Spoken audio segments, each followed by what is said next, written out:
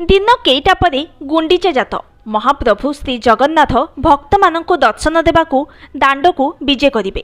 आउ एही सिंह ठाणी रे विजे कला बेले महाप्रभुंक मथरे झटकुथिबो टाहिया, जाहाकू नै रहिछि अनेक कहानी।